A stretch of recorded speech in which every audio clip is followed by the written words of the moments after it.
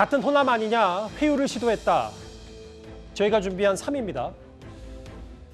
고 이대준 씨의 형, 그러니까 피살 공무원 친형 이래진 씨가 2년 전 민주당으로부터 같은 호남이니까 같은 편이지 않냐, 본인을 회유했다, 이렇게 SNS를 통해서 주장했는데요. 그 얘기부터 좀 더 자세히 살펴봐야 될 것 같습니다.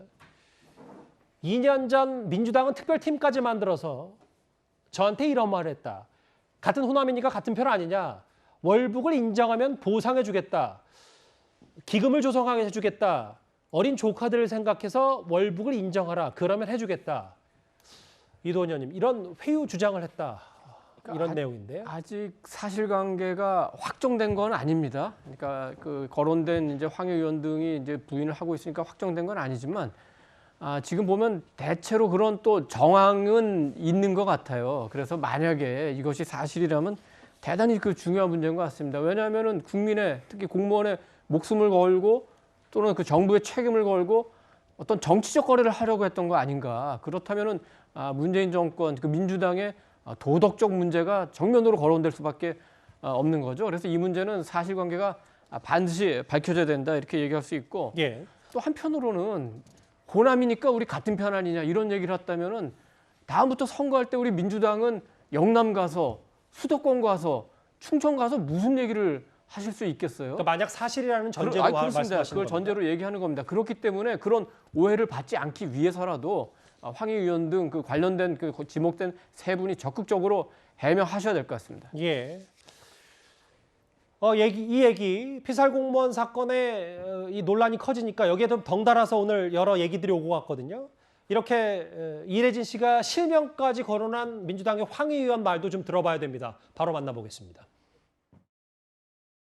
글쎄요, 어느 민주당 관계자인지는 모르겠고 이런 이야기는 했죠. 뭐냐면은 그때도 사실은 민주당 입장에서는 월북 여부가 주요하지 않았고, 이번 기회로 해서 남북 간의 민간인은 더 이상 이런 안타까운 일이 반복되지 않는 그런 상징적인 존재가 또 될 수도 있는 거 아니냐, 이런 이야기는 한 적이 있지, 월북으로 인정하면 뭘 해주겠다 이런 말은 글쎄요.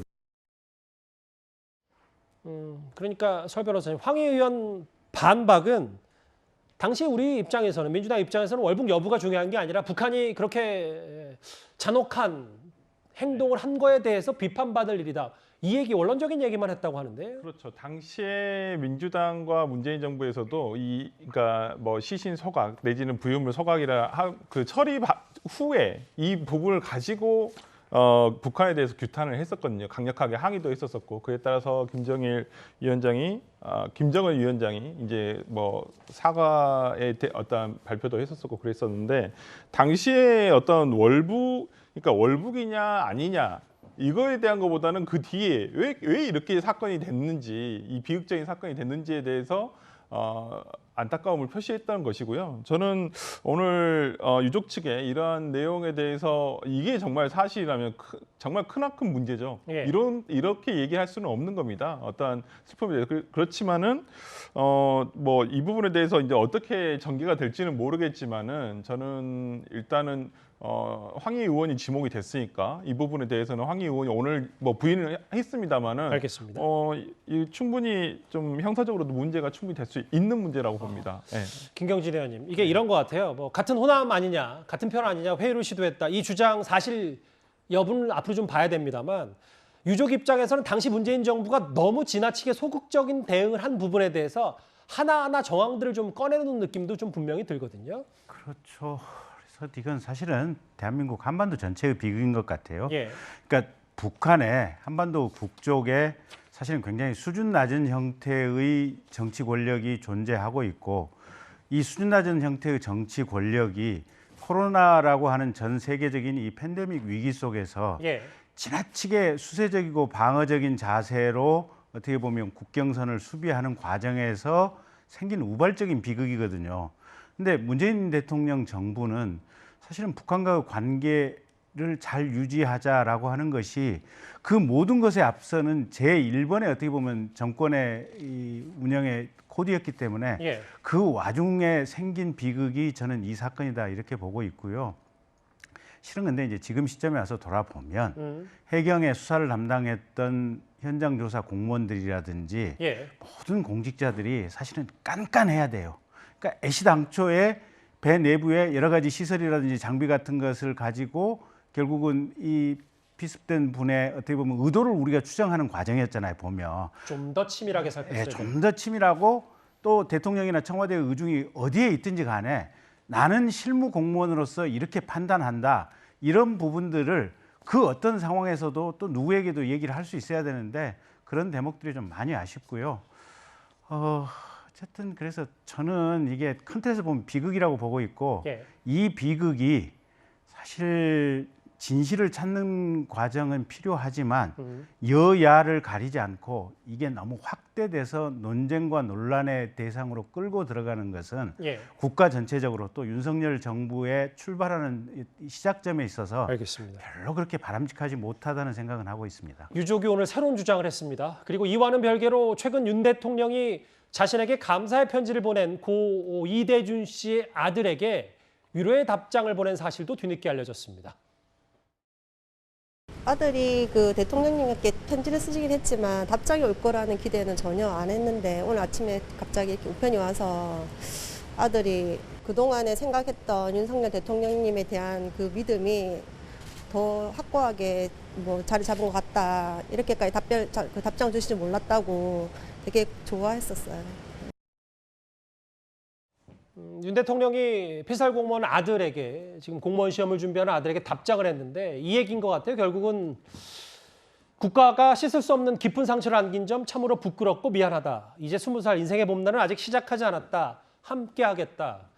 지금은 순방길에 올랐고 이 사실이 좀 뒤늦게 알려졌어요. 그러니까 윤석열 대통령은 뭐 우리가 국가 수반이라고 하고 국가 원수라고도 하지만 어쨌든 뭐 이 나라 정부의 대표 아닙니까? 예. 근데 그 비록 전 정부이긴 하지만 정부가 어떻게 보면 앞장서서 이 아들의 아버지를 월북자라고 판단해서 커다란 그 고통을 줬으니까 그리고 그거를 한번 그 다시 점검을 해보니까 월북으로 규정한 게 섣부른 그 당시 판단이었다고 지금으로는 분석할 수 있으니까 거기에 대해서 당연히 사과를 하는 거고 특히 저 편지가 특히 의미가 있는 거는 사실 문재인 대통령도 아들에게 편지를 보냈죠.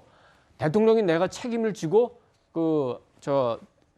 처리해주겠다. 그러나 그 약속을 지키지 못하지 않았습니까? 오히려 그 아들 입장에서는 아니 대통령이 편지까지 보내서 잘 그 살펴보겠다고 했는데 오히려 아버지를 월북자로 모으니까 얼마나 억울했겠습니까? 그래서 그 편지를 청와대 들어가지도 못하고 그 앞에 돌을 얹어서 돌려준 거 아닙니까?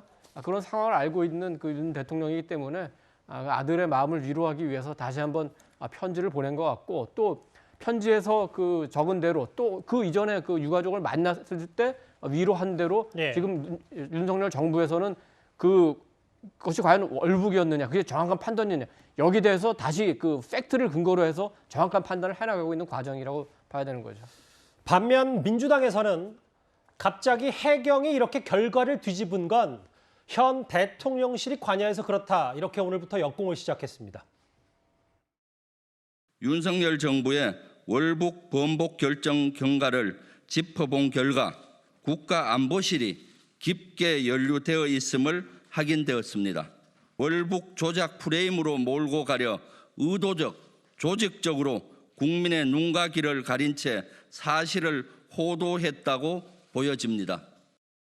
결과를 뒤집고 번복했다는 것은 있을 수 없고 요즘 유행하는 말로 국기문란 수준의 일이 벌어졌다고 저는 생각합니다.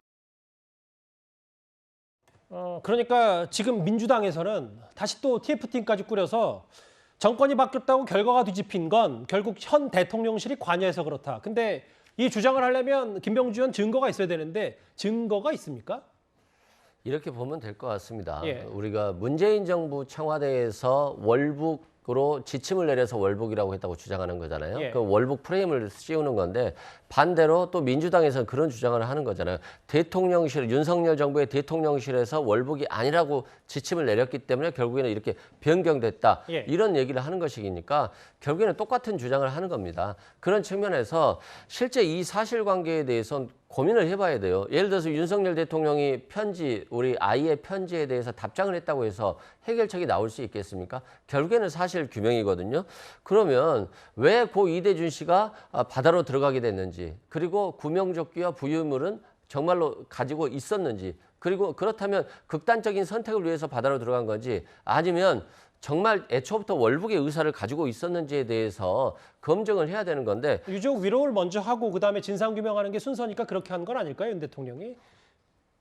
저는 이제 예. 뭐 당연히 윤석열 대통령이 이 진실을 밝히겠다, 한번 예. 진상 규명해봐라, 이런 지시가 있었다고 해서 갑자기 해경과 국방부가 입장을 바뀌었어요. 월북이 아니다.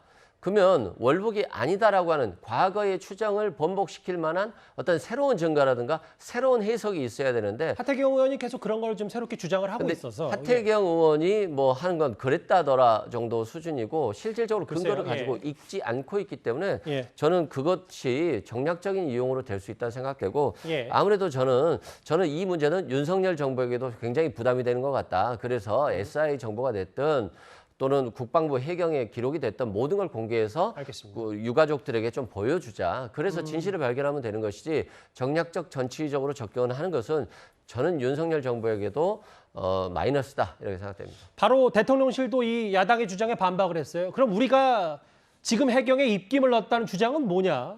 사실은 없지 않냐? 대응하지 않겠다, 이렇게 얘기를 했습니다.